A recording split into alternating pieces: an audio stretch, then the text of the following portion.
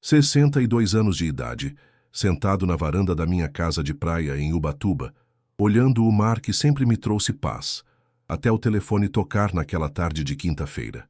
Era Marina, minha filha. A voz dela soou diferente, mais fria que o normal. Pai, sua casa foi vendida, suas coisas já estão no carro. E eu, como um completo idiota, só consegui perguntar: em que momento virei um estorvo? O silêncio do outro lado da linha durou uma eternidade. Podia ouvir o barulho do trânsito de São Paulo ao fundo. Ela provavelmente estava saindo do trabalho. Finalmente, Marina suspirou e disse: Pai, a gente já conversou sobre isso. Você não pode mais ficar sozinho nessa casa. Mas eu não me lembro de ter concordado com nada. Não me lembro de ter assinado papel algum autorizando a venda da casa que comprei com o suor do meu próprio trabalho. Marina, como assim vendida? Quem vendeu? Minha voz saiu mais alta que eu pretendia, e um casal que caminhava na praia olhou na minha direção. Pai, você me deu procuração, lembra? Quando a mamãe morreu. Procuração. Claro, a maldita procuração que assinei no meio do caos dos primeiros meses após a morte da Sílvia. Nunca pensei que seria usada contra mim dessa forma. Onde vou morar, Marina? A pergunta saiu mais como um sussurro. A gente já achou um apartamento pequenininho em São Paulo, pertinho de casa. Você vai adorar. Vai adorar. Como se eu fosse uma criança sendo convencida a gostar de um brinquedo novo. Desliguei o telefone sem me despedir, e pela primeira vez em 3 anos, desde que me mudei para cá definitivamente, senti vontade de chorar. Mas deixe-me voltar ao começo, porque essa história não começou ontem. Começou em 2019, quando me aposentei depois de 38 anos trabalhando como engenheiro civil na mesma empresa em São Paulo. Sílvia e eu estávamos casados há 40 anos na época e sempre sonhamos em ter uma casa na praia para curtir os netos e receber a família nos fins de semana. Encontramos essa casa em Ubatuba por acaso, num domingo que decidimos dar uma volta pelo litoral norte. Era uma casa simples, mas com uma vista incrível para a Praia do Félix. 3 quartos, 2 banheiros, uma sala grande com varanda de frente para o mar. O dono estava vendendo, porque havia se mudado para o exterior. Sílvia se apaixonou na hora. Roberto, imagina os domingos aqui com a Marina e as crianças, ela disse, com aquele sorriso que me fazia concordar com qualquer coisa. Usamos praticamente toda a nossa reserva de aposentadoria para comprar a casa. Era um investimento alto para a nossa realidade, mas pensamos, é para a família, para ter um lugar especial onde todos possam se reunir. Marina, na época com 35 anos, casada com o Carlos e mãe do Miguel e da Sofia, meus 2 únicos netos, reagiu de forma estranha à notícia. Pai, vocês gastaram quanto? Vocês têm certeza que podem manter essa casa? Na primeira visita que fizeram, em dezembro de 2019, tudo parecia perfeito. Miguel, de 8 anos, correu direto para a praia. Sofia, de 6, ficou encantada com o quarto que decoramos especialmente para ela, com papel de parede de estrelas do mar. Carlos, meu genro, elogiou a estrutura da casa e disse que tinha sido um ótimo negócio. Mas Marina ficou calculando gastos o tempo todo. Pai, vocês pensaram no IPTU, na manutenção? E se precisarem de médico aqui? Sílvia e eu nos entreolhamos. Claro que tínhamos pensado em tudo isso. Não éramos crianças. Mas decidimos ignorar os comentários e aproveitar aqueles dias maravilhosos com a família toda reunida. Miguel aprendeu a fazer castelos de areia comigo. Sofia coletava conchinhas com a avó e à noite fazíamos churrascos na varanda enquanto o som do mar embalava nossas conversas. Durante 2020, com a pandemia, a casa de praia se tornou ainda mais especial. Era nosso refúgio, nosso lugar seguro longe do caos de São Paulo. Passávamos semanas inteiras ali, eu pescando de manhã cedo, Sílvia cuidando do pequeno jardim que plantou ao lado da casa. Marina e a família vinham quando podiam, sempre reclamando da viagem, sempre preocupada com os gastos. Pai, vocês estão gastando muito com o mercado aqui. É tudo mais caro na praia. Mas eu não sabia que essa casa seria o estopim de tudo que estava por vir. Em março de 2021, Sílvia começou a sentir uma tosse persistente. Achamos que fosse alergia. O ar da praia às vezes incomodava pessoas mais sensíveis. Levamos 2 semanas para conseguir uma consulta médica em São José dos Campos, a cidade mais próxima com um hospital decente. O médico pediu exames, disse que poderia ser uma infecção respiratória comum. 10 dias depois, Silvia estava internada com Covid. Eu não podia visitá-la por causa dos protocolos do hospital. Marina vinha comigo às vezes, mas sempre apressada, sempre preocupada com o trabalho, com as crianças, com 1000 outras coisas. Pai, a mamãe vai ficar bem. Ela sempre foi forte, mas eu via no olhar dela a mesma preocupação que sentia. Silvia ficou 23 dias internada. 23 dias que pareceram 23 anos. Eu ligava para o hospital 3 vezes por dia, perguntando sobre o estado dela, implorando para falar com algum médico que me desse notícias concretas. Marina estava sempre ocupada demais para ir comigo ao hospital. Pai, eu preciso trabalhar. Alguém tem que manter a casa funcionando aqui. Quando Silvia morreu, numa terça-feira de manhã, eu estava na casa de praia olhando o mar e pensando em como ia contar para ela que tinha visto um casal de bem-te-vis fazendo ninho na árvore do quintal, uma coisa que sempre a deixava feliz. O telefone tocou às 9h15 da manhã. Era o médico. Senhor Roberto, lamento informar que a senhora Silvia não resistiu. Houve uma parada cardiorrespiratória durante a madrugada. Não me lembro de ter desligado o telefone. Não me lembro de ter ligado para a Marina. Só me lembro de estar sentado na areia da praia, ainda de pijama, chorando como não chorava desde criança. Marina chegou no final da tarde com Carlos e as crianças. Ela chorou muito, mais do que eu esperava. Sempre achei que ela fosse mais controlada, mais prática. Mas ali, segurando minha mão na varanda da casa, ela parecia uma menina perdida. O funeral foi pequeno por causa das restrições da pandemia. Poucos amigos, alguns parentes distantes, Marina e sua família. Eu estava perdido. Não sabia o que fazer com tantos papéis para assinar, documentos para providenciar. Marina assumiu tudo. Pai, deixa que eu cuido da parte burocrática. Você não precisa se preocupar com isso agora. E foi aí que assinei a procuração, achando que seria só para coisas relacionadas ao inventário, a documentação do falecimento. Depois do funeral, Marina sugeriu que eu ficasse uns dias na casa dela em São Paulo. Pai, não é bom você ficar sozinho na praia agora. Vem ficar com a gente até você se sentir melhor. Fiquei uma semana, dormindo no quarto de hóspedes, ouvindo o barulho do trânsito pela janela, sentindo falta do som do mar. Miguel e Sofia tentavam me animar, me chamavam para jogar videogame, para assistir desenho, mas eu só queria voltar para Ubatuba. Marina, vou voltar para a praia. Ela estava fazendo café na cozinha quando anunciei minha decisão. Pai, tem certeza? Você não acha melhor ficar aqui pertinho da gente? Expliquei que precisava estar perto das memórias da mãe dela, que a casa de praia era onde eu me sentia mais próximo da Silvia. Marina não gostou, mas não insistiu. Carlos me levou de volta no fim de semana seguinte. Nos primeiros meses, Marina ligava todo dia. Como você está, pai? Está comendo direito? Tomou os remédios? Eu apreciava a preocupação, mas às vezes sentia que ela estava mais interessada em confirmar que eu ainda estava vivo do que realmente saber como eu me sentia. Marina, estou bem. A casa está cuidada. Estou fazendo minha comida. Saio para caminhar na praia todo dia. Aos poucos, as ligações foram ficando menos frequentes. Uma vez por semana, depois a cada 15 dias. Quando eu ligava para falar com os netos, sempre tinha alguma desculpa. Pai, eles estão ocupados com a escola online. Outro dia eles falam com você. Ou então, pai, não é boa hora, estamos jantando. Comecei a perceber que talvez eu estivesse sendo inconveniente. Em junho de 2021, 3 meses depois da morte da Silvia, Marina veio me visitar. Chegou numa sexta-feira à noite, sem avisar, dirigindo o carro dela. Parecia tensa, preocupada. Pai, precisamos conversar. Preparei um jantar especial, comprei aquele vinho que ela gostava, arrumei o quarto dela com carinho. Achei que finalmente teríamos um tempo de qualidade juntos, mas a conversa não foi o que eu esperava. Pai, você já pensou em vender essa casa? A pergunta me pegou desprevenido. Estávamos na varanda, depois do jantar, ouvindo o som das ondas. Vender? Por que eu venderia? Marina suspirou daquele jeito que sempre fazia quando achava que eu estava sendo teimoso. Pai, você está sozinho aqui. Se acontecer alguma coisa, quem vai te ajudar? O vizinho mais próximo mora a 300 metros. Expliquei que me sentia seguro na casa.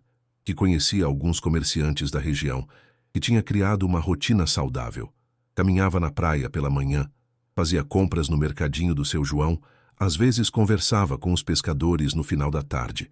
Marina, aqui eu me sinto perto da sua mãe. É onde fomos felizes juntos. Pai, a mamãe não está aqui. Ela não está em lugar nenhum. A frase saiu mais dura do que ela pretendia. Percebi pelo jeito que ela baixou os olhos logo em seguida. Desculpa, pai. Não quis ser grossa. É que me preocupo com você aqui sozinho. Ela ficou até domingo, mas o clima não foi o mesmo. Saiu cedo alegando trânsito na volta para São Paulo. Foi quando percebi que minha filha não via mais um pai. Via um problema a ser resolvido. As visitas foram ficando cada vez mais raras. Julho, agosto, setembro se passaram sem que Marina aparecesse. Quando eu ligava, sempre tinha alguma desculpa. Pai, as crianças estão com atividades extracurriculares todos os fins de semana. Ou, pai, Carlos está trabalhando demais. Não conseguimos viajar agora. Tentei ser compreensivo. Sabia que Marina tinha uma vida corrida, trabalho, filhos, responsabilidades, mas sentia falta da família, especialmente dos netos. Em outubro, liguei e pedi para falar com Miguel. Pai, ele está fazendo lição de casa. Pedi para falar com Sofia. Ela está assistindo aula de ballet online. Parecia que sempre tinha alguma coisa mais importante que conversar com o avô. No meu aniversário, em novembro de 2021, ninguém apareceu. Fiz 61 anos sozinho, comendo um bolo de chocolate que comprei na padaria do seu Antônio. Marina ligou no final do dia. Pai, desculpa, foi um dia corrido. Feliz aniversário. A gente se fala melhor amanhã. Mas ela não ligou no dia seguinte, nem no outro. Foi nesse dia sozinho na varanda da minha casa, olhando o mar e comendo bolo de aniversário requentado, que eu entendi que tinha perdido minha família. Não por causa da morte da Sílvia, mas por algo que eu não conseguia identificar. Era como se eu tivesse me tornado invisível, irrelevante, um peso, um problema que ninguém sabia como resolver. Em dezembro, quando Miguel e Sofia estavam de férias da escola, liguei para Marina e sugeri que eles viessem passar uns dias comigo na praia. Pai, este ano vai ser meio difícil. O Carlos quer viajar com a família dele para Campos do Jordão. Era a primeira vez que eu ouvia falar dessa viagem. E não tem espaço para mim? Perguntei, tentando não soar carente demais. Pai, você não ia gostar. Vai ser muita gente, muito barulho. Você prefere a tranquilidade da praia. Passei o Natal de 2021 sozinho. Fiz uma ceia pequena, com Chester e farofa. Assisti à missa do galo pela televisão. Marina ligou na véspera, desejou Feliz Natal. Disse que no ano que vem seria diferente. No ano novo, a mesma coisa. Sozinho, ouvindo fogos distantes, pensando em como a vida pode mudar tão rápido. Durante 2022, tentei reconstruir pontes. Mandava fotos do pôr do sol por WhatsApp para Marina, compartilhava notícias interessantes, perguntava sobre o trabalho, sobre as crianças. As respostas eram sempre curtas, educadas, distantes. Que bonito, pai. Miguel está bem na escola. Sofia começou aulas de natação. Em março, no primeiro aniversário da morte da Sílvia, Marina veio me visitar. Trouxe flores para colocarmos na praia, numa pequena homenagem que fizemos juntos. Achei que talvez fosse um recomeço, uma aproximação. Mas durante o fim de semana que ela ficou, percebi que estava sendo avaliado o tempo todo. Ela observava se eu estava tomando os remédios direito, se a casa estava limpa, se eu estava comendo bem. Pai, você emagreceu. Eu tinha emagrecido mesmo, uns 5 quilos. Não por descuido, mas porque estava comendo mais saudável, caminhando mais. Marina, estou mais saudável agora do que quando trabalhava em São Paulo. Mas ela não parecia convencida. Pai, você tem certeza que está tudo bem? Não sente falta de ter pessoas por perto? Tentei explicar que havia criado uma rotina, que tinha alguns conhecidos na região, que estava lendo mais, ouvindo música, cuidando da casa. Marina, estou vivendo a melhor fase da minha aposentadoria. Mas ela olhava tudo com desconfiança, como se estivesse procurando sinais de que eu não conseguia me cuidar sozinho. No meio do ano, as ligações ficaram ainda mais raras. Quando eu ligava, percebia que Marina estava sempre fazendo outras coisas ao mesmo tempo. Fala, pai, mais rápido porque estou saindo. Ou então, pai, você pode ligar mais tarde? Estou no meio de uma reunião. Comecei a me sentir como um intruso na vida da minha própria filha. Em setembro, tentei organizar uma visita dos netos para as férias de outubro. Marina, que tal o Miguel e a Sofia virem passar uns dias comigo? Faz tempo que não vejo eles. A resposta veio 2 dias depois, por mensagem de texto. Pai, outubro vai ser corrido. Eles têm muitas atividades. Quem sabe no próximo ano? Foi aí que comecei a suspeitar que Marina estava falando mal de mim para os netos. Numa das poucas vezes que consegui falar com Miguel pelo telefone, ele parecia diferente, mais formal. Oi, vô, como você está? Estou bem, Miguel. E você, como estão as aulas? Bem, vô. A mãe disse que você está morando sozinho na praia agora. Morando sozinho. Como se fosse uma escolha estranha, inadequada. Miguel, você gostaria de vir me visitar nas próximas férias? Houve um silêncio do outro lado da linha. Não sei, vô. A mãe disse que é muito longe e que você fica muito tempo sozinho lá. A mãe disse. Marina estava criando uma imagem de mim como alguém isolado, talvez até perigoso para as crianças visitarem. Liguei para Marina no dia seguinte, tentando manter a calma. Marina, por que você está falando para as crianças que não devem me visitar? Ela negou, claro. Pai, eu não falei isso. Só expliquei que você escolheu morar na praia e que fica longe de todo mundo. Escolheu morar. Como se fosse um capricho, uma decisão irresponsável. Marina, você sabe por que estou aqui? Aqui me sinto próximo da sua mãe. Aqui construímos memórias em família. Ela suspirou, com aquela impaciência de sempre. Pai, a mamãe morreu há quase 2 anos. Você precisa seguir em frente, voltar a viver perto de pessoas, perto da família. Perto da família. Mas que família? Marina que mal ligava, que sempre estava ocupada demais para me ver. Netos que estavam sendo afastados de mim. Carlos que nunca foi de conversar muito e agora nem cumprimentava direito quando eu ligava. Em dezembro de 2022, 2 anos após os últimos feriados em família na casa, passei sozinho novamente. Marina ligou na véspera do Natal, falou 5 minutos, desejou felicidades. Pai, ano que vem a gente se organiza melhor para se ver mais. Ano que vem. Sempre ano que vem. Durante 2023, senti que estava perdendo completamente o contato com minha família. Marina ligava uma vez por mês. Conversas de 10 minutos no máximo. Eu tentava alongar, perguntava sobre trabalho, sobre os netos, sobre planos. Mas ela sempre tinha pressa para desligar. Pai, preciso ir. Está chegando gente aqui. Ou pai, as crianças estão me chamando. Comecei a perceber que quando eu ligava nos fins de semana, muitas vezes ninguém atendia.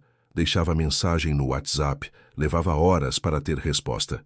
Desculpa, pai, não vi que você ligou. Mas eu sabia que o telefone tinha tocado muitas vezes. Eles estavam ignorando minhas ligações propositalmente. Em maio, tentei uma estratégia diferente. Liguei direto para o celular do Carlos, pensando que talvez ele fosse mais direto comigo. Carlos, posso falar com a Marina?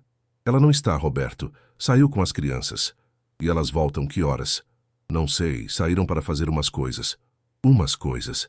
Sempre umas coisas vagas, imprecisas. Carlos, está tudo bem entre vocês? Sinto que a Marina está meio distante de mim. Houve uma pausa longa. Roberto, você sabe como é. Ela anda meio estressada com o trabalho, com as crianças. Não é nada pessoal. Não é nada pessoal. Mas parecia muito pessoal quando eu era sistematicamente ignorado ou tratado como inconveniente. No meu aniversário de 2023, 62 anos, ninguém ligou. Nem Marina, nem os netos, nem Carlos. Esperei o dia inteiro checando o celular a cada 5 minutos. Pensei que talvez tivessem esquecido a data, afinal havia muito tempo que não nos víamos. Liguei para Marina no final do dia. Marina, é Roberto. Oi, pai, tudo bem? Hoje é meu aniversário. Silêncio. Nossa, pai, desculpa, esqueci completamente. Foi um dia muito corrido. Esqueci completamente. O aniversário do próprio pai. Como se esquece uma coisa dessas? Marina, você pode pelo menos colocar os netos para falar comigo? Pai, eles já estão dormindo. São quase 10 horas. 10 horas. Eu tinha ligado às 9h30. Horário perfeitamente razoável para falar com netos de 10 e 8 anos.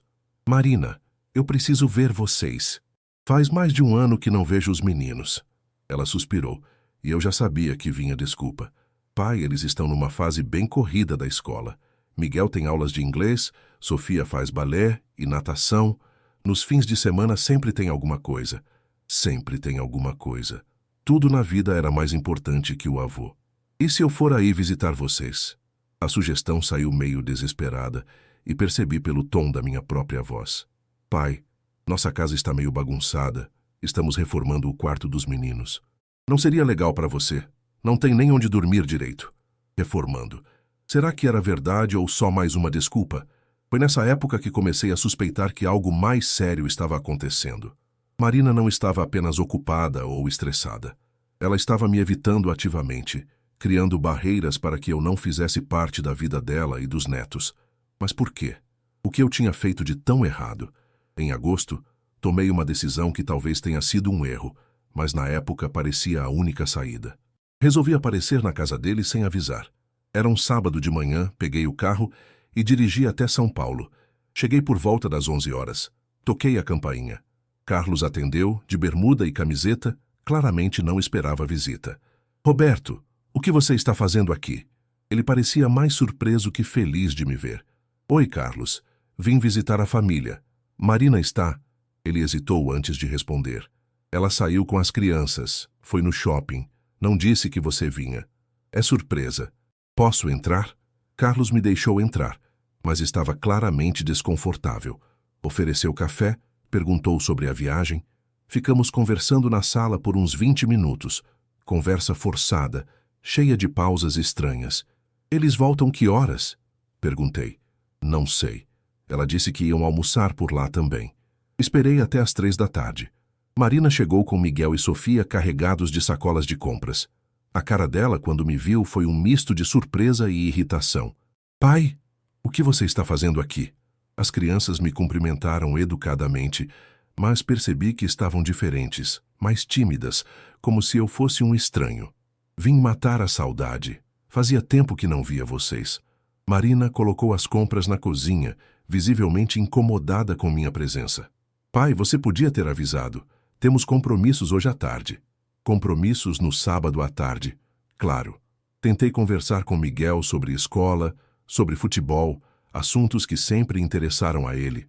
Mas as respostas eram monossilábicas. Ele olhava para a mãe como se pedisse permissão para falar comigo. Sofia nem se aproximou direito. Ficou grudada na Marina o tempo todo. Marina, posso falar com você em particular? Ela me levou até a cozinha. Pai, o que está acontecendo? Você não pode simplesmente aparecer aqui sem avisar. Marina, sou seu pai. Desde quando preciso agendar visita para ver minha família? Ela baixou o tom de voz, mas a irritação era clara. Pai, você sabe que nossa rotina é corrida. Você aparecendo assim desorganiza tudo. Desorganiza tudo. Como se minha presença fosse uma inconveniência, um problema logístico. Marina, eu só quero fazer parte da vida dos meus netos. Faz mais de um ano que mal falo com eles. Pai, eles têm a vida deles, os amigos, as atividades. Não é fácil encaixar visitas no meio de tudo isso. Saí de lá 1 hora depois com a promessa vazia de que íamos nos falar para marcar um encontro em breve. No caminho de volta para Ubatuba, chorei no carro. Chorei pela primeira vez desde o funeral da Sílvia. Não de saudade, mas de humilhação, de rejeição, de solidão. No dia do meu aniversário de 62 anos, quando ninguém apareceu, quando fiquei sozinho comendo bolo de chocolate requentado na varanda da casa, eu entendi que tinha perdido minha família definitivamente. Não por morte, não por distância geográfica, mas por algo muito pior. Tinha me tornado irrelevante na vida das pessoas que mais amava. E foi nesse estado de espírito que recebi a ligação da Marina ontem à tarde. Pai, sua casa foi vendida. Suas coisas já estão no carro. Como se fosse simples assim. Como se 40 anos de trabalho, de sonhos, de memórias, pudessem ser resumidos a suas coisas já estão no carro. Depois que desliguei o telefone, fiquei ali parado na varanda, olhando o mar pela última vez como dono daquela vista. O sol estava se pondo, pintando o céu de laranja e rosa, as mesmas cores que Sílvia adorava fotografar. Pensei em todos os momentos felizes que vivi naquela casa, nas risadas dos netos brincando na areia, nos domingos preguiçosos lendo jornal na rede da varanda. Mas também pensei em como tinha sido ingênuo. Marina nunca gostou da casa, sempre viu como um gasto desnecessário, um capricho de velho. E agora, com a procuração que assinei no momento de maior fragilidade da minha vida, ela tinha poder total sobre meus bens, sobre minha vida. O telefone tocou novamente 1 hora depois. Era Marina de novo, dessa vez com voz mais suave. Pai, você desligou na minha cara. A gente precisa conversar direito sobre isso. Marina, onde eu vou morar? Pai, eu já te falei, encontramos um apartamentinho em São Paulo pertinho de casa. Vai ser muito melhor para você. Melhor para quem, Marina? Para mim ou para você? A pergunta saiu mais agressiva do que eu pretendia. Pai, para todo mundo. Você vai estar perto da família, perto de médicos, perto de tudo. Perto de tudo, mas longe de tudo que realmente importava para mim. Marina, quem comprou a casa? Pai, isso não importa agora. O importante é que conseguimos um bom preço e você vai ter uma vida mais prática em São Paulo. Conseguimos.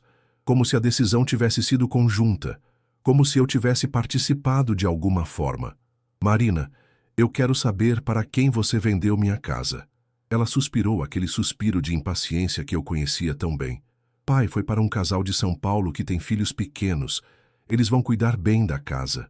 Um casal com filhos pequenos, que iriam fazer ali exatamente o que eu sonhava fazer com meus netos, mas nunca mais pude. E quando preciso sair? Pai, eles querem a casa liberada até o fim do mês. Já contratei uma empresa de mudança. Suas coisas mais importantes já estão guardadas. As outras, bem, a gente teve que fazer uma seleção. Uma seleção. Alguém havia decidido o que era importante na minha vida sem me consultar. Que seleção, Marina? Pai, você tinha muita coisa acumulada. Livros antigos, papéis, móveis que não iam caber no apartamento novo.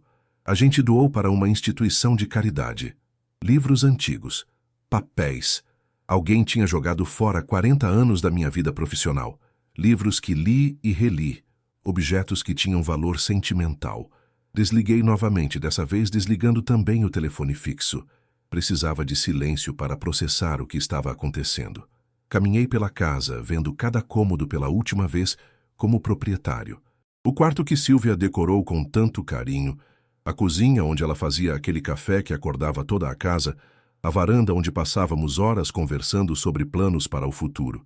Peguei uma cerveja na geladeira e sentei na areia da praia, ainda de chinelos e bermuda. A noite estava clara, cheia de estrelas, o tipo de noite que Silvia adorava. Silvia, falei em voz alta para o mar, nossa filha me expulsou de casa. Nossa filha vendeu nossos sonhos. Fiquei na praia até quase meia-noite, bebendo cerveja e tentando entender como tinha chegado a esse ponto. Como um homem que trabalhou a vida toda, que criou uma filha com amor, que sempre tentou ser um bom marido e um bom pai, tinha se tornado um estorvo na vida da própria família. Na manhã seguinte, sexta-feira, acordei com ressaca e uma sensação de irrealidade. Será que tudo aquilo tinha sido um pesadelo? Mas ao olhar pela janela, vi um caminhão de mudança estacionado na frente de casa. 2 homens uniformizados tocaram a campainha às 8 horas. Bom dia, senhor Roberto. Viemos buscar os móveis. Que móveis? Senhor, sua filha contratou nossos serviços. Temos uma lista aqui do que deve ser levado. A lista incluía praticamente tudo. Geladeira, fogão, sofá, mesa de jantar, estante, cama do casal, guarda-roupa. E o que fica? Senhor, suas roupas e objetos pessoais estão naquelas caixas ali. Apontou para 6 caixas de papelão empilhadas na sala. 40 anos de vida resumidos a 6 caixas de papelão. Sentei na varanda e assisti àqueles homens desmontando minha vida, carregando para o caminhão cada pedaço de mobília que Silvia e eu escolhemos com cuidado. A mesa onde fazíamos as refeições em família, o sofá onde assistíamos televisão juntos, a cama onde dormimos abraçados por tantas noites. Às 10 horas, Marina chegou dirigindo uma van prata. Vinha sozinha, sem os netos, sem Carlos. Usava óculos escuros e tinha uma expressão tensa no rosto. Bom dia, pai. Bom dia, Marina. Ficamos ali parados, em silêncio, assistindo os homens terminarem de esvaziar a casa. Pai, eu sei que você está bravo comigo. Bravo é pouco, Marina. Estou decepcionado, magoado, sentindo que perdi uma filha. Ela tirou os óculos e pude ver que estava com os olhos vermelhos, como se tivesse chorado. Pai, Você não perdeu uma filha. Eu continuo sendo sua filha. Marina, filhas não vendem as casas dos pais sem avisar. Filhas não afastam os netos dos avós. Filhas não tratam os pais como estorvo. A palavra saiu amarga, carregada de toda a mágoa que estava sentindo. Pai, eu nunca te tratei como estorvo. Então por que sinto isso, Marina? Por que nos últimos 2 anos você me evita, me ignora, cria desculpas para não me ver? Ela baixou os olhos, mexeu nervosamente na bolsa. Pai, não é bem assim. Então como é, Marina? Me explica. Os homens da mudança terminaram de carregar o caminhão e pediram para eu assinar uns papéis. Assinei sem ler direito, ainda tentando processar a conversa com Marina. Quando eles saíram, ficamos sozinhos na casa vazia, nossos passos ecoando no piso frio. Marina, eu preciso entender. O que foi que eu fiz? Por que você me afastou da família? Ela caminhou até a varanda, olhou o mar por alguns segundos antes de responder. Pai, você não fez nada de errado. Então, por que estou aqui perdendo minha casa sendo tratado como criança? Pai, é complicado. Complicado. A palavra que as pessoas usam quando não querem dar explicações verdadeiras. Marina, eu tenho 62 anos, não sou criança. Posso entender coisas complicadas. Ela suspirou, passou a mão no cabelo, um gesto que fazia desde pequena quando estava nervosa. Pai, depois que a mamãe morreu, você mudou. Claro que mudei, Marina. Perdi a mulher da minha vida. Não é isso, pai. Você ficou, sei lá, mais dependente, mais carente. Toda vez que você ligava, eu sentia que estava cobrando atenção, carinho, presença. Dependente, carente. Era assim que ela me via. Marina, eu só queria fazer parte da vida da família. Só queria continuar sendo avô dos meus netos. Pai, mas você estava exagerando. Ligava todo dia, queria que a gente viesse aqui todo fim de semana. Ficava magoado quando tínhamos outros planos. Exagerando. Ligar para a filha todo dia era exagero. Querer ver os netos era exagero. Marina, depois que sua mãe morreu, vocês eram tudo que me restava de família. É natural que eu quisesse estar perto.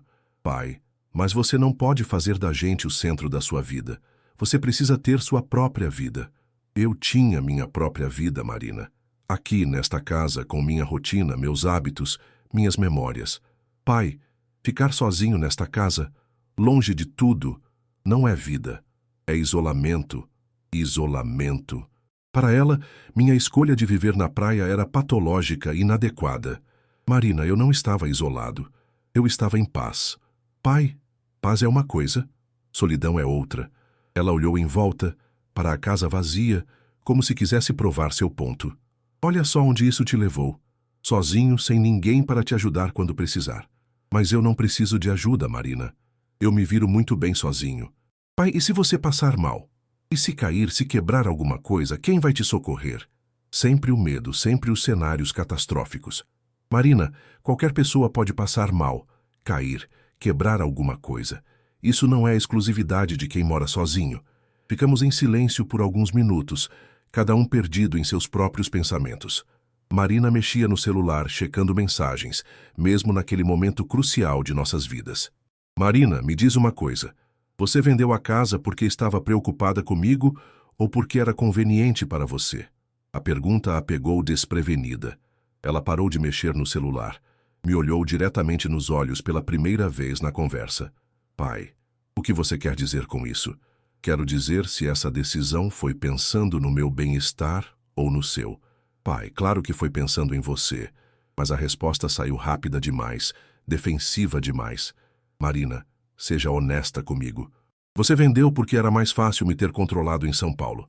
Porque assim você não precisa se preocupar comigo aqui longe. Porque assim você não precisa mais fazer o esforço de me visitar. Ela ficou vermelha, sinal de que eu havia acertado em cheio. Pai, não é bem assim. Então como é, Marina? Insisti, porque precisava entender, precisava ouvir a verdade, por mais dolorosa que fosse. Pai, está bem, você quer honestidade? Ela se virou para me encarar, com aquela postura desafiadora que tinha quando criança e era confrontada sobre alguma travessura. Sim, foi mais fácil para mim também. Sim, eu me preocupava menos sabendo que você estava aqui sozinho. Sim, era cansativo ter que ligar sempre, ter que inventar desculpas quando você queria que a gente viesse aqui. Finalmente, a verdade. Doía, mas pelo menos era honesta. E por que você não me disse isso antes? Por que não conversamos sobre uma solução que funcionasse para os dois? Pai, porque você nunca quis ouvir. Toda vez que eu sugeria que você fosse para São Paulo, você ficava na defensiva, falava da mamãe, das memórias, de como se sentia bem aqui. Ela estava certa. Eu realmente não queria ouvir sugestões de mudança. Não queria abrir mão da casa onde fui feliz com Silvia. Mas vender sem me consultar, tratar-me como incapaz era o caminho certo? Marina, mesmo assim, você não tinha o direito de tomar essa decisão por mim. Pai, eu tinha procuração. Para assuntos do inventário da sua mãe, não para vender minha casa. Pai, a procuração é ampla. O advogado confirmou que posso tomar decisões patrimoniais em seu nome. Decisões patrimoniais em meu nome. Como se eu fosse um incapaz, um demente. Marina, eu posso revogar essa procuração. Pode, pai. Mas aí você vai ter que contratar advogado. Vai ter que provar que tem capacidade para gerir seus bens. Vai ser um processo longo e caro. Ela sabia exatamente o que estava fazendo. Tinha me colocado numa armadilha legal da qual seria difícil sair. A van dela estava carregada com minhas 6 caixas de pertences pessoais. Tudo o que restava da minha vida cabia no porta-malas de um carro. Marina, e se eu não quiser ir para São Paulo? Pai, para onde você vai? Posso alugar outra casa, posso me virar sozinho. Pai, com que dinheiro? O dinheiro da venda desta casa vai para pagar o apartamento em São Paulo e vai ficar uma reserva para suas despesas. O dinheiro da venda. Meu dinheiro da venda da minha casa sendo administrado por ela. Marina, esse dinheiro é meu. É sim, pai. E está sendo usado para garantir seu bem-estar. Meu bem-estar. Sempre essa desculpa. Marina, você sabe o que seria meu bem-estar? Ficar na minha casa vivendo do jeito que escolhi viver. Pai, mas sua escolha estava te isolando de todo mundo, inclusive de nós. Ou vocês é que estavam me isolando. A frase saiu mais dura do que eu pretendia, mas refletia exatamente o que eu sentia. Marina ficou em silêncio, como se tivesse sido atingida por algo que não esperava ouvir. O sol estava alto, quase meio-dia, e o calor começava a ficar insuportável dentro da casa vazia. Pai, a gente precisa ir. O apartamento em São Paulo está esperando você. E se eu não quiser ir? Pai, você não tem muita escolha agora. Não tinha muita escolha. Aos 62 anos, me via sem casa, sem dinheiro disponível, sem opções reais. Marina havia criado uma situação em que minha única alternativa era aceitar o que ela havia decidido para mim. Marina, você percebe o que fez? Você me tirou o direito de escolha sobre minha própria vida. Ela baixou os olhos e, por um momento, pensei que fosse se desculpar, reconhecer o erro. Mas quando falou, sua voz estava firme, decidida. Pai, às vezes quem ama tem que tomar decisões difíceis pelo bem da pessoa amada. Pelo bem da pessoa amada. A frase me irritou profundamente. Marina, amor não é controle. Amor não é decidir pela outra pessoa sem consultá-la. Pai, você não estava em condições de tomar essa decisão sozinho. Não estava em condições. Como se eu fosse um doente mental. Um senis incapaz de discernimento. Marina, o que te faz achar que eu não tenho condições de decidir sobre minha vida? Pai, você estava se isolando, ficando cada vez mais sozinho, mais teimoso, mais resistente a mudanças. Teimoso, resistente a mudanças. Características que ela via como sinais de incapacidade. Peguei uma das minhas caixas e coloquei na van. Minhas roupas, alguns livros que sobraram da seleção, fotografias da família, documentos pessoais. Uma vida inteira reduzida a objetos que cabiam numa caixa de papelão. Marina, quando chegar em São Paulo, quero ver o apartamento antes de decidir se vou ficar. Pai, você vai gostar. É pequenininho, mas bem localizado, perto do metrô, perto de tudo. Pequenininho. Depois de viver numa casa com vista para o mar, seria confinado num apartamento pequenininho em São Paulo. E se eu não gostar? Pai, você vai se acostumar. Você vai se acostumar. Como se acostumar fosse a única opção. Como se meus desejos e preferências fossem irrelevantes. Colocamos as últimas caixas na van, tranquei a porta da casa pela última vez. A chave ficou com Marina para entregar aos novos proprietários. Durante o trajeto para São Paulo, Ficamos a maior parte do tempo em silêncio. Marina dirigia concentrada no trânsito. Eu olhava a paisagem pela janela, pensando em como minha vida havia mudado drasticamente em apenas 24 horas. Ontem de manhã eu era proprietário de uma casa na praia. Hoje estava sendo levado para um apartamento que não escolhi, em uma cidade onde não queria morar. Pai, você está muito calado. Estou processando tudo isso, Marina. Pai, eu sei que está difícil, mas você vai ver como vai ser melhor. Melhor para quem? Eu queria perguntar novamente, mas não tinha mais energia para a discussão. O apartamento ficava no bairro da Vila Madalena, num prédio antigo de 5 andares, sem elevador. Marina, é no 3º andar? É, pai, mas você está em boa forma. Vai fazer bem subir escada todo dia. Fazer bem. Como se fosse um exercício planejado, não uma dificuldade adicional para um homem de 62 anos. O apartamento tinha 40 metros quadrados, sala e cozinha integradas, um quarto pequeno, um banheiro minúsculo. A vista era para um pátio interno do prédio. Depois de viver olhando o mar, eu teria como vista uma parede de tijolos cinza. Marina, é muito pequeno. Pai, é perfeito para uma pessoa. Você não precisa de mais espaço que isso. Os móveis que vieram da casa de praia pareciam gigantes naquele espaço apertado. A geladeira mal cabia na cozinha, o sofá ocupava metade da sala, minha cama de casal não passava pela porta do quarto. Marina, os móveis não cabem. Pai, a gente vai ter que trocar alguns. Já pesquisei, tem uma loja aqui perto que vende móveis planejados para apartamentos pequenos. Móveis planejados para apartamentos pequenos. Meus móveis, escolhidos com Silvia, que acompanharam nossa vida de casados, seriam trocados por móveis funcionais, sem história, sem memória. E o que vai acontecer com meus móveis? Pai, a gente vende e usa o dinheiro para comprar os novos. A gente vende. Sempre esse agente que na verdade significava eu decido. Marina, e se eu quiser ficar com alguns móveis, mesmo que não caibam perfeitamente? Pai, não seja teimoso. Você precisa ser prático agora. Prático. Funcional. Palavras que Marina usava sempre que queria que eu abrisse mão de algo que tinha valor sentimental para mim. Sentei no sofá, que ficava muito próximo da televisão no espaço reduzido, e olhei em volta. Aquilo não era uma casa, era um depósito de pessoas. Marina, quero conhecer o bairro, ver onde fica o mercado, a farmácia, o posto de saúde. Pai, está tudo pertinho. Tem um mercado na esquina, farmácia na próxima quadra, posto de saúde a 5 minutos de caminhada. Ela falava como se fosse uma corretora apresentando as vantagens de um imóvel. E como está o aluguel? Pai, não é aluguel. A gente comprou o apartamento. Comprou. Com o dinheiro da minha casa. Marina, você usou todo o dinheiro da casa para comprar este apartamento? Não todo, pai. Sobrou uma reserva para suas despesas. Quanto sobrou? Pai, o suficiente para você viver tranquilo por uns anos. Uns anos. Ela havia calculado quanto tempo eu ainda teria de vida e reservado o dinheiro proporcionalmente.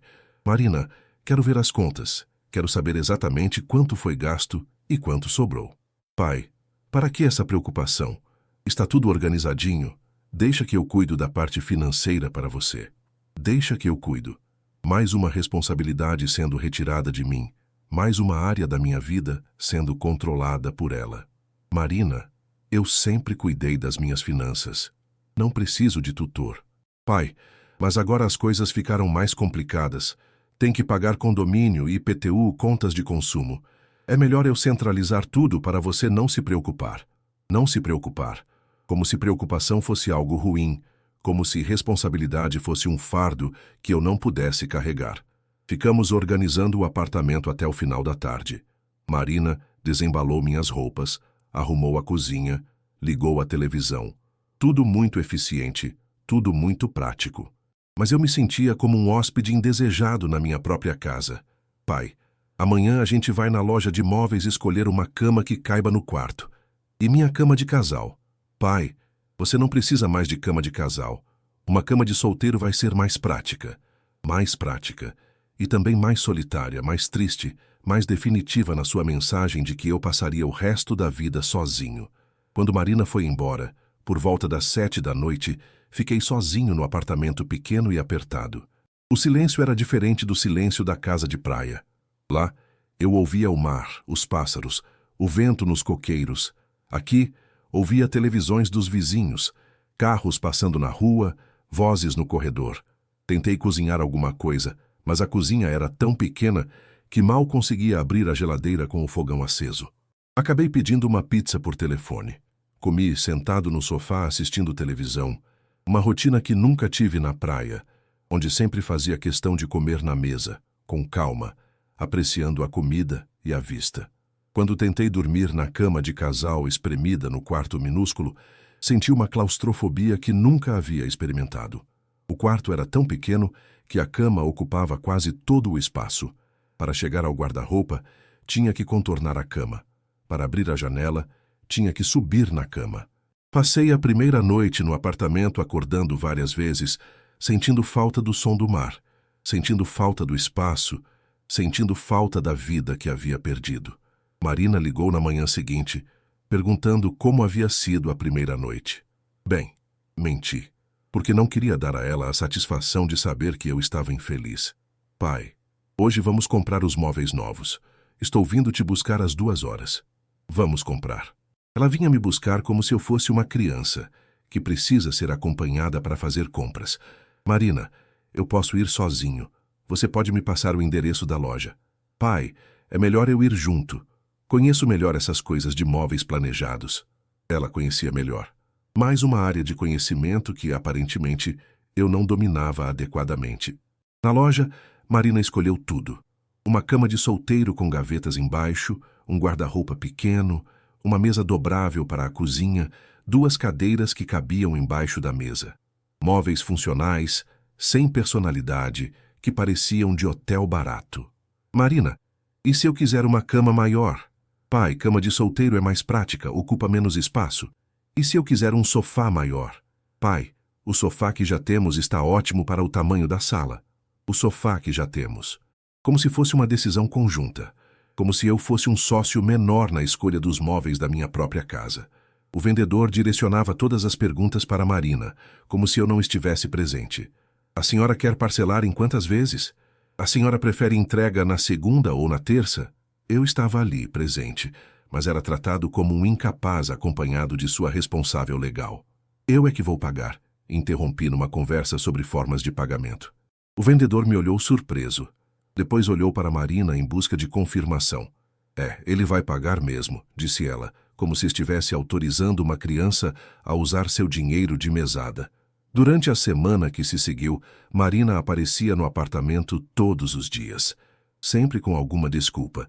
Verificar se os móveis novos haviam sido entregues, ensinar-me a usar algum eletrodoméstico novo, levar-me ao supermercado para fazer compras. Pai, você sabe como funciona o cartão do supermercado? Claro que eu sabia. Havia feito compras sozinho a vida toda. Marina, você não precisa vir aqui todo dia. Pai, estou só me certificando de que você está se adaptando bem. Se adaptando. Como se eu fosse um animal sendo domesticado para um novo ambiente. Marina, eu consigo me virar sozinho. Já me virei sozinho na casa de praia por 2 anos. Pai, mas lá era diferente. Aqui em São Paulo as coisas são mais complicadas. Mais complicadas. A vida na cidade era mais complicada para alguém que havia nascido e se criado em São Paulo, que havia trabalhado a vida toda na cidade.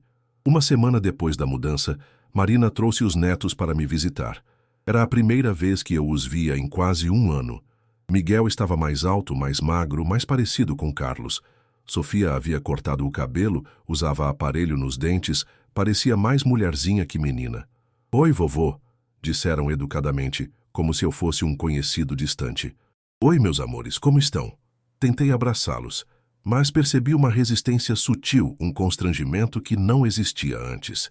Eles olhavam o apartamento com curiosidade, mas também com uma expressão que parecia dizer: por que o vovô mora num lugar tão pequeno? Marina havia trazido jogos de tabuleiro, tentando criar um ambiente de diversão familiar. Mas a conversa estava forçada, artificial. Miguel respondia às minhas perguntas com monossílabos. Sofia ficava mexendo no celular o tempo todo. Miguel, como está a escola? Bem. Sofia, você continua fazendo balé? Sim. Depois de 2 horas de visita constrangedora, Marina levou as crianças embora. Pai, foi bom, né? Os meninos ficaram felizes de te ver. Felizes era um exagero. Eles haviam cumprido a obrigação de visitar o avô. Nada mais que isso. Foi nessa noite, sozinho no apartamento apertado, ouvindo o barulho dos vizinhos pela parede fina, que decidi ligar para Marina e ter a conversa que estávamos evitando há uma semana. Marina, precisamos conversar. Pai, sobre o quê? Sobre tudo isso. Sobre a venda da casa, sobre este apartamento, sobre minha vida. Pai, o que tem para conversar? Você está bem instalado, perto da família, tudo certinho. Tudo certinho. Para ela, talvez. Para mim, nada estava certo. Marina, eu não estou feliz aqui. Pai, é questão de tempo. Você vai se acostumar. E se eu não quiser me acostumar? E se eu quiser voltar para a praia? Pai, você não pode voltar. A casa foi vendida. Posso alugar outra casa? Pai, com que dinheiro? E sozinho naquele isolamento de novo? Isolamento. A palavra que ela usava sempre que queria me convencer de que minha escolha de viver na praia havia sido errada. Marina, eu não estava isolado. Eu estava em paz. Pai, paz não é ficar sozinho o tempo todo. Sozinho não é a mesma coisa que solitário, Marina. Ela suspirou, daquele jeito que indicava que considerava a conversa inútil. Pai, o que foi feito, foi feito. Agora é pensar no futuro, em como você pode ser feliz aqui em São Paulo. Pensar no futuro. Como se eu tivesse um futuro além de definhar naquele apartamento pequeno, recebendo visitas semanais da filha que me controlava como se eu fosse um incapaz. Marina, eu quero entender uma coisa. Por que você fez isso? Qual foi o motivo real? Houve um silêncio longo do outro lado da linha. Quando ela falou, a voz estava mais baixa, mais cansada.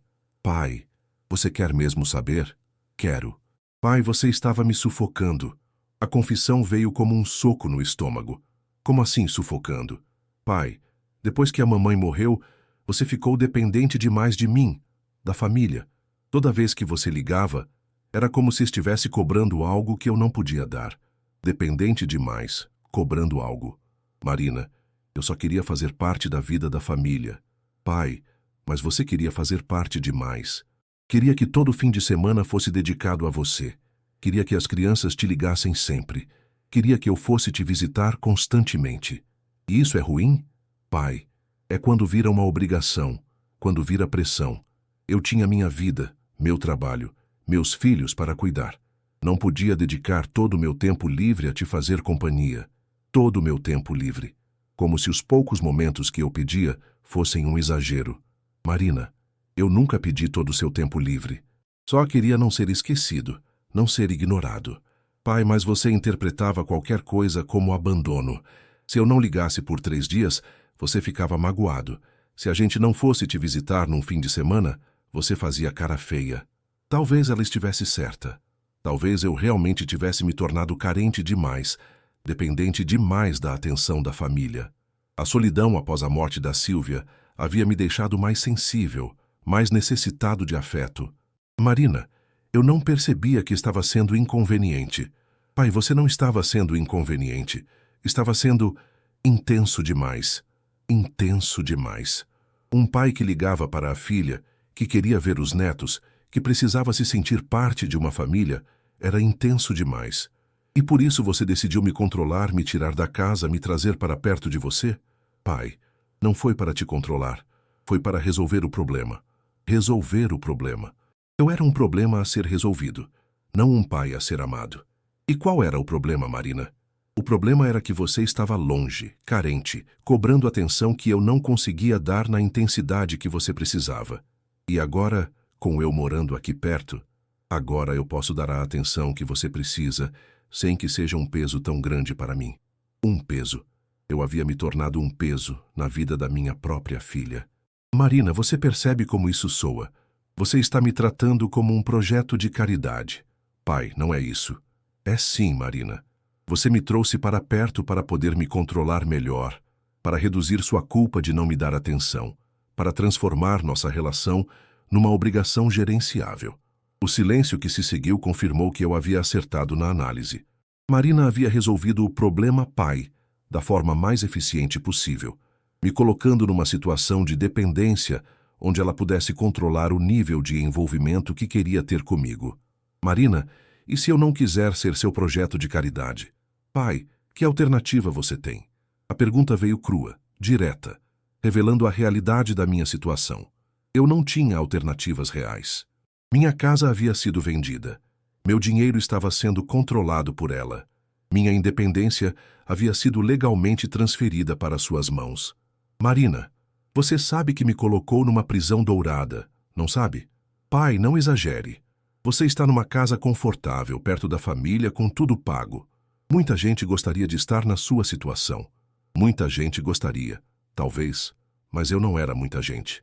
Eu era Roberto, um homem de 62 anos que havia perdido o direito de decidir sobre a própria vida. Marina, prisão dourada continua sendo prisão. Pai, você está sendo dramático. Dramático. Claro, minha insatisfação com a perda da liberdade era dramática, exagerada, inadequada. Marina, se você fosse obrigada a morar num lugar que não escolheu, como se sentiria? Pai, mas eu não estou na sua situação. Eu tenho responsabilidades, trabalho, filhos para criar. Responsabilidades. Como se eu não tivesse responsabilidade por minha própria vida, por minhas próprias escolhas. E eu não tenho o direito de ter responsabilidade por minha vida? Pai, você tem, mas dentro dos limites da realidade. Limites da realidade. A realidade criada por ela, onde minha autonomia era limitada por sua conveniência. Marina, quem define esses limites? Pai, as circunstâncias, sua idade, sua situação financeira, sua solidão, minha idade. 62 anos. Em que momento 62 anos haviam se tornado sinônimo de incapacidade? Minha situação financeira, que era estável até ela vender minha casa. Minha solidão, que era uma escolha, não uma deficiência. Marina, eu vou fazer uma pergunta e quero que você responda com total honestidade. Fala, pai. Se eu tivesse dinheiro próprio e independência financeira total, você ainda acharia que eu não posso decidir onde morar? A pausa que se seguiu foi reveladora. Pai, mesmo com dinheiro você estava se isolando numa casa longe de tudo. Estava se isolando. Mesmo com independência financeira, minha escolha seria considerada inadequada por ela. Marina, você não respondeu minha pergunta. Pai, a questão não é essa. A questão é exatamente essa, Marina. Você me considera capaz de tomar decisões sobre minha vida ou não? Outra pausa. Pai, você é capaz, mas às vezes toma decisões que não são as melhores para você. Não são as melhores, na opinião dela. E quem decide o que é melhor para mim, Marina? Pai, às vezes quem está de fora enxerga melhor a situação. De fora. Ela se colocava como observadora externa da minha vida, alguém mais qualificado que eu para avaliar minhas necessidades. Marina, você quer saber qual é minha maior dor nessa história toda? Qual, pai? Não é ter perdido a casa. Não é ter que morar neste apartamento pequeno. É descobrir que minha própria filha não me considera capaz de decidir sobre minha vida. Ouvi um soluço baixo do outro lado da linha.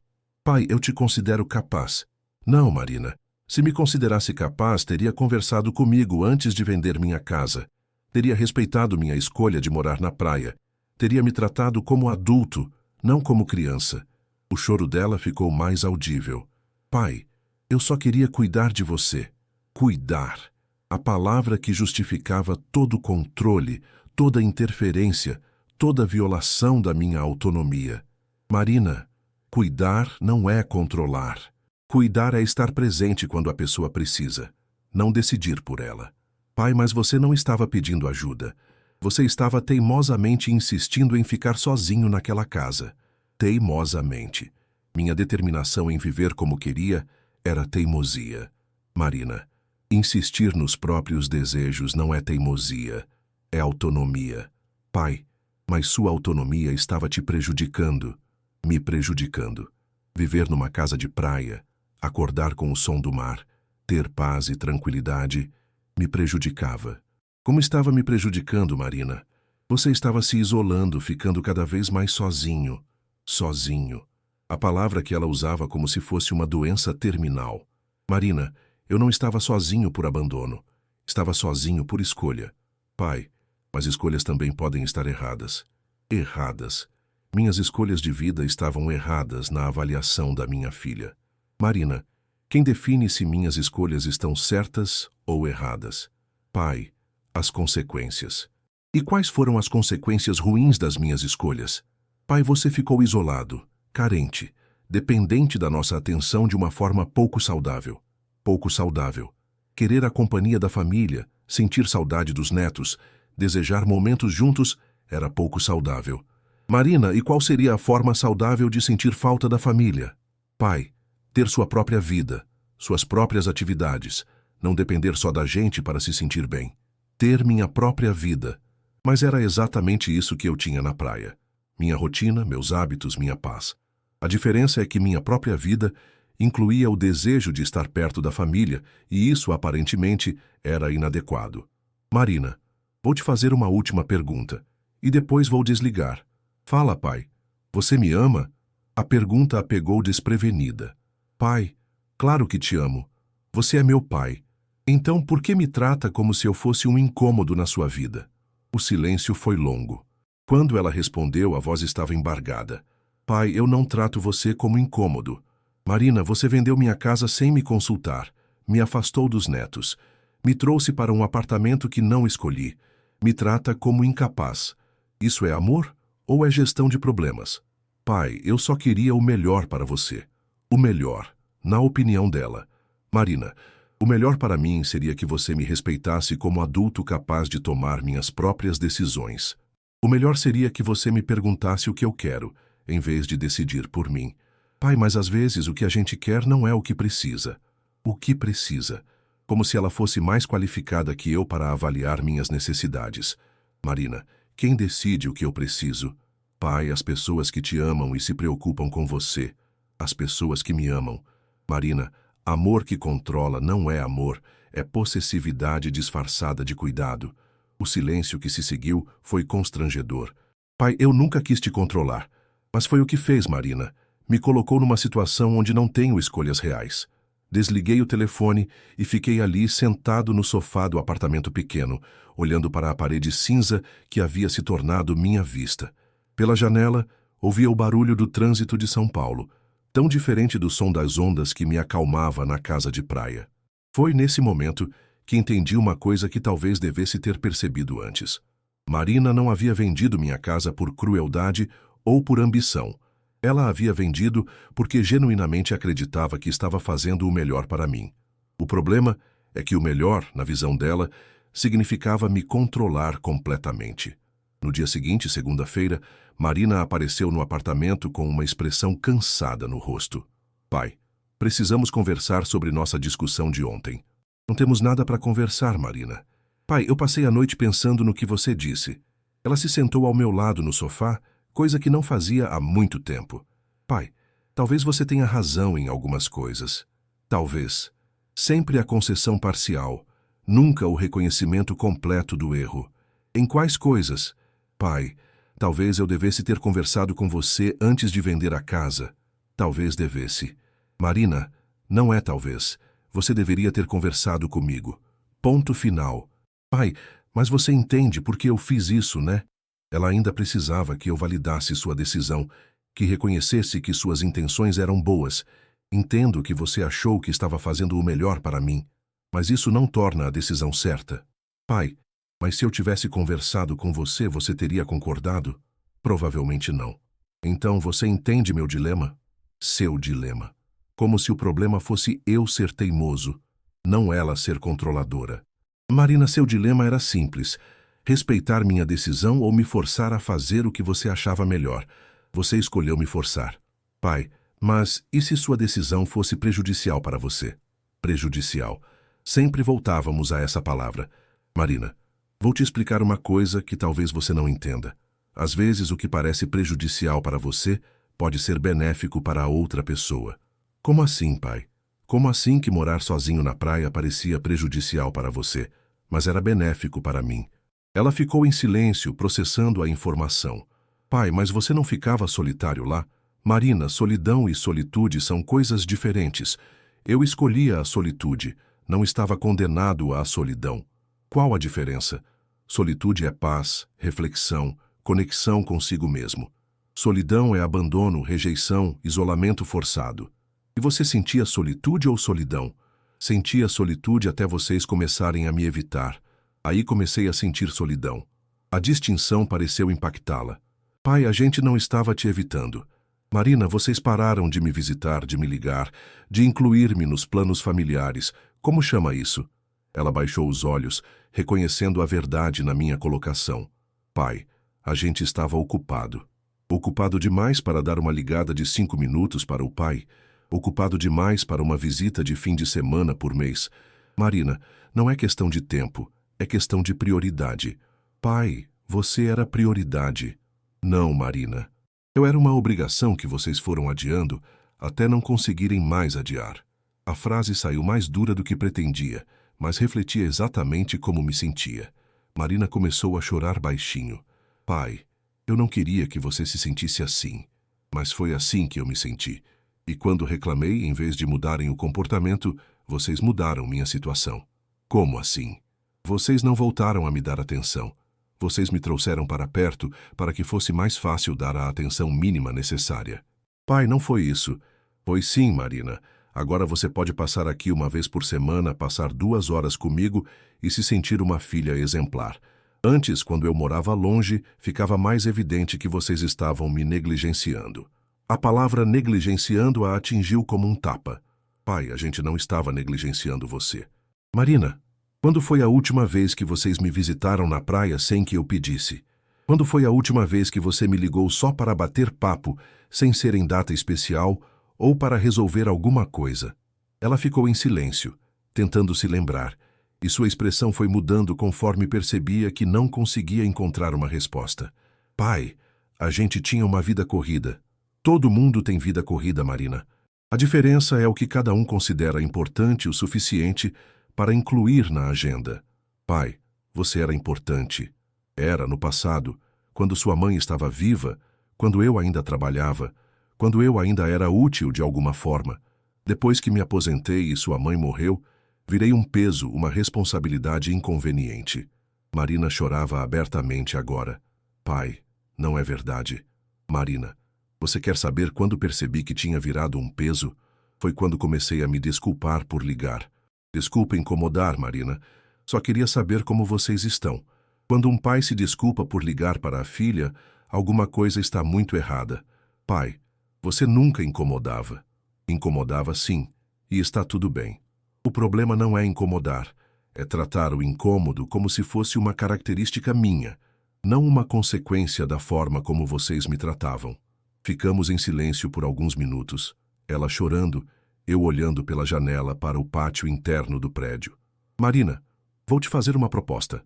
Que proposta, pai? Quero meu dinheiro de volta e quero minha independência de volta. Pai, como assim? Quero que você venda este apartamento, me devolva o dinheiro da venda da casa de praia e cancele a procuração. Pai, você vai fazer o que com esse dinheiro? Vou decidir onde quero morar e como quero viver. Pai, mas e se você fizer escolhas ruins? Escolhas ruins. Novamente a presunção de que ela estava mais qualificada que eu para decidir sobre minha vida. Marina, se eu fizer escolhas ruins, as consequências serão minhas. É um risco que estou disposto a correr. Pai, mas eu me preocupo com você. Preocupar. A palavra que justificava todo o controle. Marina, preocupação genuína oferece suporte quando solicitado. Preocupação controladora toma decisões pela outra pessoa. Pai, e se você precisar de ajuda e não pedir? Então vou arcar com as consequências. Marina, você precisa entender uma coisa. O direito de errar também faz parte da autonomia humana. Pai, mas você é meu pai. Eu não posso simplesmente te deixar cometer erros que posso evitar. Não posso te deixar. Como se eu fosse propriedade dela. Como se minha vida fosse responsabilidade dela. Marina, você pode sim, você deve. Por que me dar o direito de errar? É me dar o direito de ser adulto. Pai, mas se algo der errado? Se algo der errado, eu vou lidar com isso.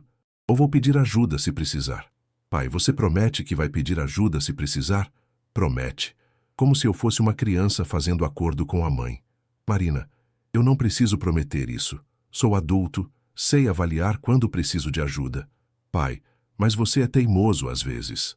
Teimoso. Novamente a caracterização da minha determinação como defeito de personalidade. Marina, o que você chama de teimosia, eu chamo de saber o que quero. Pai, mas às vezes o que a gente quer não é o melhor. E às vezes é. A diferença é que você nunca me dá a chance de descobrir. Marina se levantou, caminhou até a janela, ficou olhando o pátio interno por alguns minutos. Quando se virou para mim, sua expressão havia mudado. Pai, e se eu devolver seu dinheiro e você usar para fazer alguma besteira? Que tipo de besteira? Sei lá, comprar uma casa em lugar isolado de novo ou gastar tudo numa viagem maluca. Comprar casa em lugar isolado era besteira. Gastar dinheiro em viagem era coisa de maluco. Marina, e se eu fizer exatamente isso? E se eu comprar uma casa isolada e fazer uma viagem maluca, qual seria o problema? Pai, você não acha que seria irresponsável? Acho que seria minha responsabilidade, não sua. Ela voltou a se sentar com uma expressão mais séria. Pai, eu preciso te contar uma coisa. O tom da voz mudou, ficou mais grave, mais hesitante. O quê?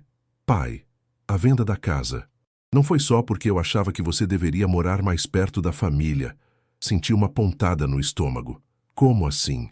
Pai, a gente estava com algumas dificuldades financeiras. Dificuldades financeiras. A verdade começava a aparecer. Que tipo de dificuldades? Pai, o Carlos, ele teve alguns problemas. Que problemas, Marina? Ela hesitou. Olhou para o chão, mexeu nervosamente nas mãos. Pai, o Carlos estava jogando. Jogando. Apostas. O mundo desabou na minha cabeça. Jogando o quê? Pai, apostas esportivas online. Ele perdeu muito dinheiro. A sala começou a girar. Minha casa havia sido vendida para cobrir dívidas de jogo do meu genro. Quanto, Marina? Pai, muito. Mais do que a gente conseguia pagar.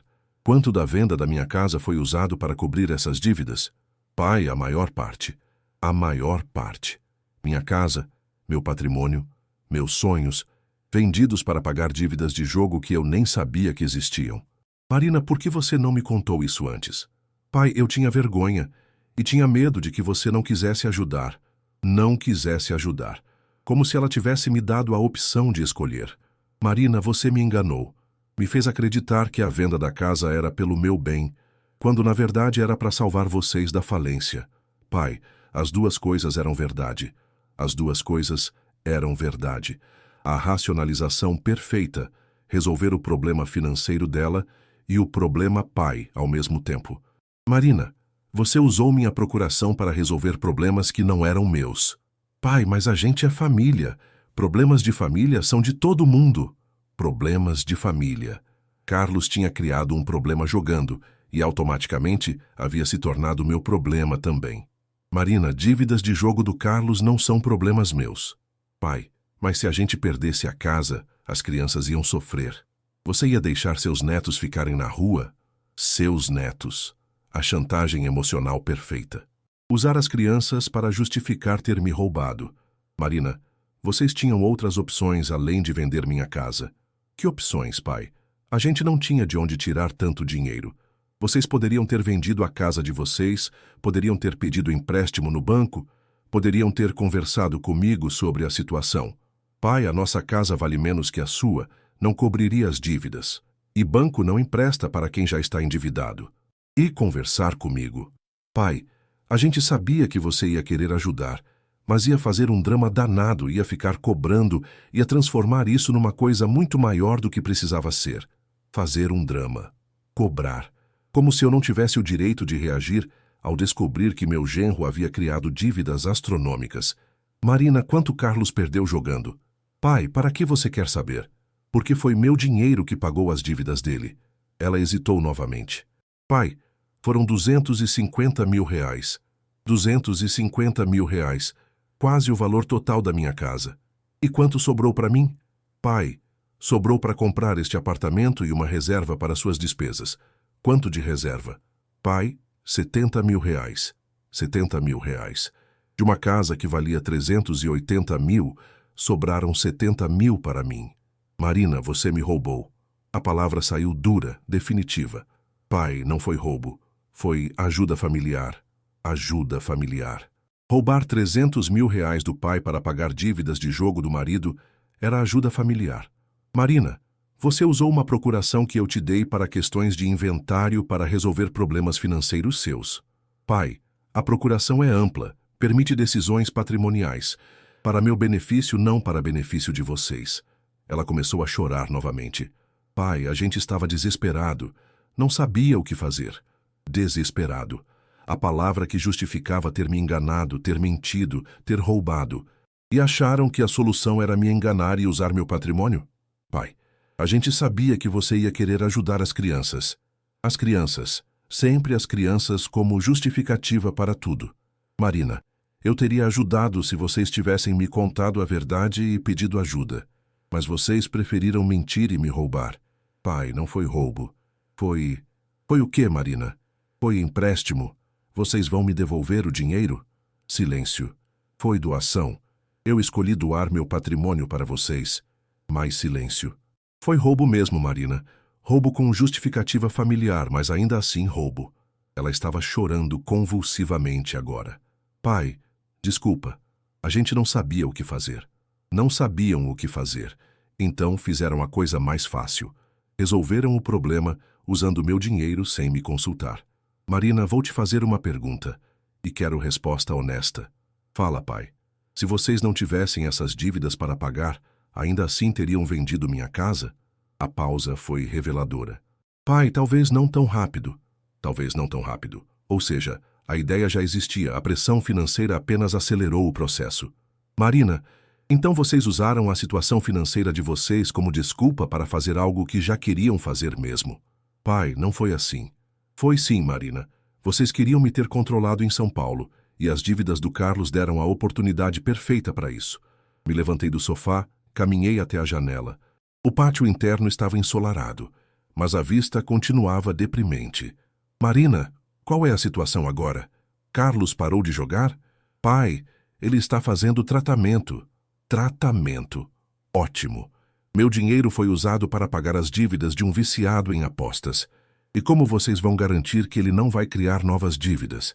Pai, eu assumi o controle das finanças da família. Carlos não tem mais acesso aos cartões nem às contas. Assumiu o controle, como ela havia assumido o controle da minha vida. E se ele recair? Pai, a gente está fazendo de tudo para que isso não aconteça. Fazendo de tudo. Com meu dinheiro, na minha casa que foi vendida para resolver o problema deles. Marina, vocês têm algum plano para me devolver o dinheiro que usaram? Pai, como a gente vai conseguir devolver tanto dinheiro?